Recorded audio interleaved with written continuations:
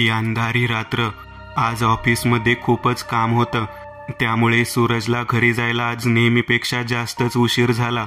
सूरज म्हणजे एक देखणा रुबाबदार तरुण. उंची साधारण 6 फुटाच्या आसपास, क्लीन शेव, काळेभोर सिल्की केस, स्वच्छ पाणीदार डोळे. आवराआवर करून तो बाहेर पडू लागला. तोच टेबलवर ठेवलेल्या मोबाईलची रिंग झाली. सूरजने गडबडीत फोन रिसीव केला. हॅलो. सॉरी स्वीटहार्ट, खूप काम होतं आज, त्यामुळे थोडा उशीर झाला. मी निघतोयच, अर्ध्या तासातच पोहोचतोय. त्याचं बोलणं ऐकताच समोरून बोलणारी तरुणी म्हणाली, तुझं तर नेहमीचंच आहे. आणखी किती वेळ मित्रमैत्रिणींना थांबवून वाट पाहायला लावू? सॉरी जान, फक्त अर्धा तास. टेबलवर ठेवलेल्या गिफ्टकडे पाहत सूरज पुढे म्हणाला, बर्थडे गर्लसाठी काहीतरी सरप्राईज आहे. तू आणि तुझं सरप्राईज. प्लीज दोघेही लवकर या, कारण घरी जायला उशीर झाला तर माझे बाबा मला त्याहून मोठं सरप्राईज देतील. ओके? हो ग, आलोच. आणि पुन्हा एकदा हॅपी बर्थडे स्वीटी. मोबाईल बंद करून खिशात ठेवला आणि बॅग घेऊन बाहेर येत ऑफिस लॉक करून मागे फिरला. तसा समोर उभे वॉचमन श्यामराव यांनी सूरजला हलकी स्माईल दिली. त्यानेही थोडा प्रतिसाद दिला आणि बाहेर आला तर बाहेर त्याला पावसाचं अकराळ विक्राळ रूप दिसलं. लख्ख काळोख, जोराचा पाऊस, त्यात घोंगावणारा सोसाट्याचा वारा आणि विजांचा भीषण तांडव. एकूणच निसर्गाचं हे रौद्र रूप आज एखाद्या भयंकर घटनेची पूर्वसूचनाच देत होतं. वॉचमनने छत्री उघडली तसे दोघेही चालत कारच्या दिशेने निघाले. सूरजला त्याच्या कारपर्यंत पोहोचवलं. तसा सूरजने गाडी स्टार्ट केली तोच काहीतरी त्याच्या लक्षात आलं. अरे यार, असं स्वतःशीच बोलत तो पुन्हा कारमधून उतरला आणि ऑफिसच्या दिशेने निघाला. काय झालं साहेब? म्हणत वॉचमननं विचारलं, पण काही उत्तर न देत सूरज ऑफिसच्या दिशेने गेला. वॉचमन तिथंच उभा राहत सूरजकडे पाहत होता. सूरजने दरवाजाचं लॉक उघडलं तोच सगळीकडच्या लाईट्स गेल्या. ओ गॉड म्हणत त्याने खिशातील मोबाईल काढला आणि टॉर्च सुरू केली आणि टेबलवर विसरलेले गिफ्ट शोधू लागला. अरे चा, आता तर टेबलवरच होतं, इतक्यात कुठे गेलं म्हणत त्याचा शोध सुरू झाला. मोबाईलमधील टॉर्चच्या प्रकाशात सगळीकडे पाहिलं पण कुठेच सापडत नव्हते. तसा त्यानं आपल्या गुडघ्यावर बसून खाली वाकून टेबलाखाली पाहिलं तर त्यानं घेतलेलं छोटंसं गिफ्ट, हिऱ्याची अंगठी टेबलाखाली होती. त्यानं आपल्या डाव्या हाती टॉर्च घेतली आणि उजवा हात अंगठी काढण्यासाठी टेबलाखाली सरकवला.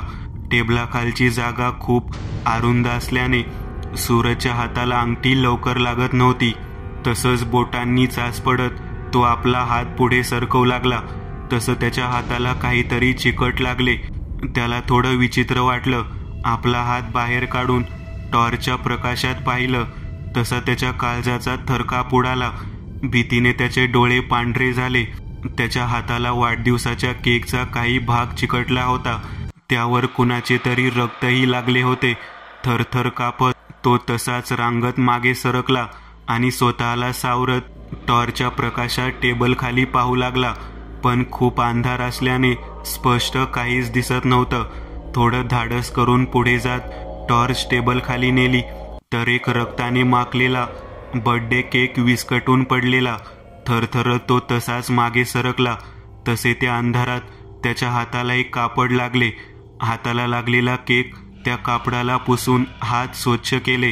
पण त्याला आश्चर्य वाटलं की हे कापड मगाशी जाताना तर आपल्या ऑफिसमध्ये नव्हते. दुसऱ्या हातातील टॉर्चचा प्रकाश त्याने त्या कापडावर पाडला तसा तो भीतीने आणखीनच शहारला. तो एका लहान मुलीचा फ्रॉक होता, तोही रक्ताने माखलेला.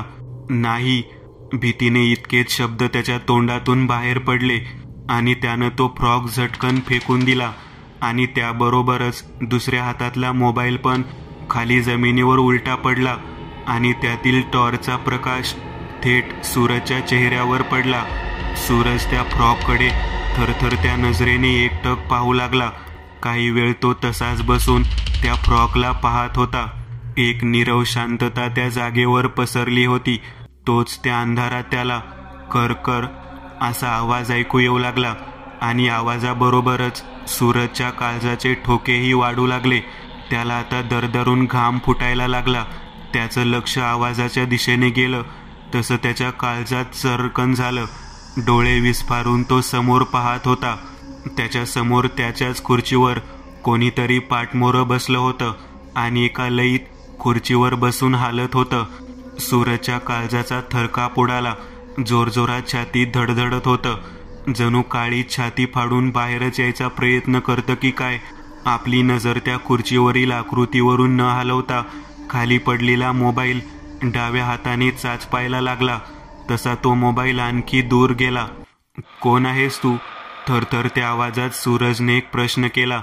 तसं त्या आकृतीने हालणं बंद केलं आणि तशीच शांत बसून राहिली. पुन्हा त्याच्या केबिनमध्ये नीरव शांतता पसरली.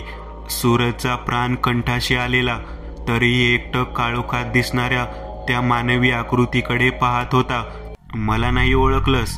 भेसूर भरड्या आवाजात बोलत खुर्चीवर बसलेली ती आकृती आता हळूहळू उभी राहू लागली. तसा पुन्हा खुर्ची कर असा आवाज करत पूर्ववत झाली. हा आवाज त्याला थोडा ओळखीचा वाटला. टेबलच्या पलीकडे उभी ती आकृती आता सूरजकडे वळू लागली, पण तिचा चेहरा नीट दिसत नव्हता. खाली पडलेला मोबाईल उचलायचा प्रयत्न करू लागला, पण तो मोबाईल त्याच्या बोटांनी सरकत आणखी पुढे जाऊ लागला. तसा एका क्षणासाठी सूरजने आपली नजर त्या आकृतीवरून काढली आणि मोबाईलकडे पाहत झटकन वर उचलून समोर पाहिलं तर कोणीच नव्हतं. सूरज दचकून जागेवरच बसून राहिला. अरे चा, आता तर इथंच होता. मनात म्हणत त्यानं आपला मोबाईलचा टॉर्च आजूबाजूला फिरवायला सुरुवात केली, पण कोणीच नव्हतं. आणि आश्चर्य म्हणजे त्या छोट्या मुलीचा फ्रॉक आणि तो रक्ताने बरबटलेला बर्थडे केकही कुठंच दिसत नव्हता. स्वतःला सावरत तो तसाच उठून उभा राहिला आणि त्याचं लक्ष टेबलवर गेलं. तसं त्याला पुन्हा आश्चर्य वाटलं, कारण काही वेळापूर्वी टेबल खाली पडलेली अंगठी टेबलवरच आणि तशीच होती. तसाच पुढं जात थरथरत्या हाताने तो अंगठी उचलणार इतक्यात कोणीतरी वरून जोरात त्याच्या टेबलच्या काचेवर पडलं आणि टेबलवरील काचेचे छोटे छोटे तुकडे सर्वत्र पसरले. टेबलवर पडलेला तो माणूस जखमांनी भरला होता. त्याच्या जखमांमधून वाहणारं रक्त खाली टेबलवर पसरू लागलं. असह्य वेदनेने कणत त्याने आपला हात पुढे केला आणि सूरजची दातखिळीच बसली. त्या व्यक्तीच्या हातात तोच एका छोट्या मुलीचा रक्ताने बरबटलेला फ्रॉक होता. तो फ्रॉक सूरज समोर धरून त्या व्यक्तीच्या तोंडातून उद्गार आले, मला वाचव. त्या भीषण प्रसंगानं सूरज जीवाच्या आकांताने ओरडला. तोच लाईट्स आल्या. शामरावांची वॉचमनची ड्युटी संपली होती आणि पुढच्या ड्युटीसाठी पांडबा आलेले. साधारण 50-55 वयाचे सावळे धिप्पाड जेमतेम शामरावांसारखेच दोघेही बाहेर उभारून आपापसात बोलत होते. घरी जाण्यासाठी शामरावांनी सायकल काढलेली.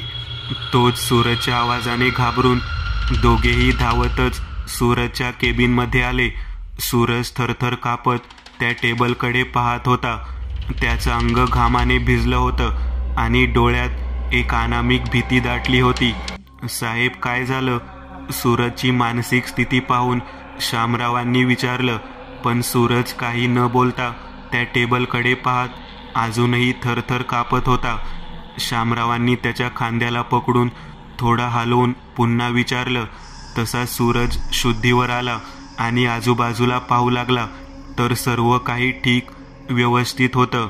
तो टेबल, त्यावरील काचही चांगली होती आणि ती अंगठी अजूनही टेबलवर तशीच होती. मगापासून भीषण बनलेलं वातावरण आता सामान्य होऊ लागलं. वॉचमनकडे पाहत सूरज म्हणाला, काही नाही. पण त्याच्या आवाजातली आणि चेहऱ्यावरची भीती लपण्यासारखी नव्हती. दोघे वॉचमन एकमेकांकडे पाहत खांदे उडवीत तिथून बाहेर पडले. सूरज अजूनही घाबरलेल्या स्थितीतच होता. गडबडीने अंगठी उचलली आणि ऑफिस बंद करून लगेच तिथून बाहेर पडला. बाहेर अजूनही जोराचा पाऊस आणि वारा होताच. सूरजला येताना पाहताच शामराव छत्री उघडून त्याच्याबरोबर चालत गाडीपर्यंत गेला. सूरजने काहीच न बोलता गाडी सुरू केली आणि सुसाट वेगात तिथून बाहेर पडला. सूरजची गाडी वेगात जात होती. त्याला पाहताच शामराव मागे फिरले. तसे पांडबा थोडा आश्चर्याने म्हणाले, साहेबांना अचानक काय झालं? हातातील छत्री बंद करून बाजूच्या कोपऱ्यात ठेवत शामराव म्हणाले, अचानक कुठं? अरे जेव्हापासून त्यांच्या मित्राने म्हणजे अमित साहेबांनी जिन्यावरून उडी मारून आत्महत्या केली त्यानंतर साहेबांना असेच भयंकर भास होत आहेत. शामरावांचं बोलणं संपते न संपतेत तोच पांडबा म्हणाले, पण सगळे म्हणत आहेत की दारूच्या नशेत सूरज साहेबांनीच त्यांना वरून ढकलून दिला असणार. सायकलचं लावलेलं स्टँड काढत शामराव म्हणाले, आत्महत्या की खून की आणखी काही? पैसेवाल्या लोकांना काही फरक पडत नाही रे. 4 पैसे तोंडात कोंबले की झालं. बोलत बोलत एका हातात छत्री आणि दुसऱ्या हातात सायकलचे हँडल सावरत घरी निघाले. सूरज आपल्या नेहमीच्याच वेगात होता. पावसाचे मोठमोठे थेंब तडतड करत काचेवर आपटायचे. ते काचेवरचे पाणी व्हायपर बाजूला करून काच स्वच्छ करायचे आणि पुन्हा पाण्याचे थेंब जणू काही त्यांचा खेळच सुरू होता. काही वेळापूर्वी घडलेल्या भीषण प्रसंगातून मन वळवण्यासाठी गाडीतील म्युझिक प्लेअर सुरू करून शांतपणे गाणी ऐकत सूरजचं गाडी चालवणं सुरू होतं. सूरजची कार आता हायवेवर धावू लागली तसा पावसाचा जोर आणखीनच वाढला.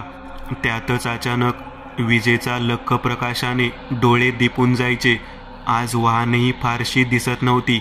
काही अंतर पुढे येताच त्याला मागून एक ट्रक येताना दिसला. ट्रकचा वेग फारसा नव्हता.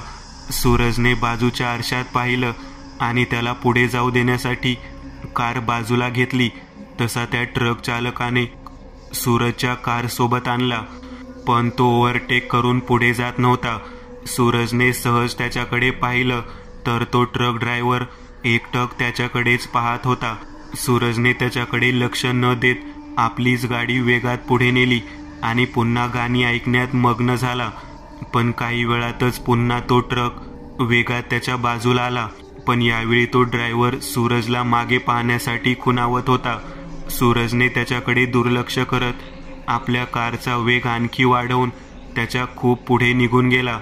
बाजूच्या काचेत पाहिलं. आता तो ट्रक त्याच्या कारच्या खूप मागे राहिला आणि दिसेनासा झाला.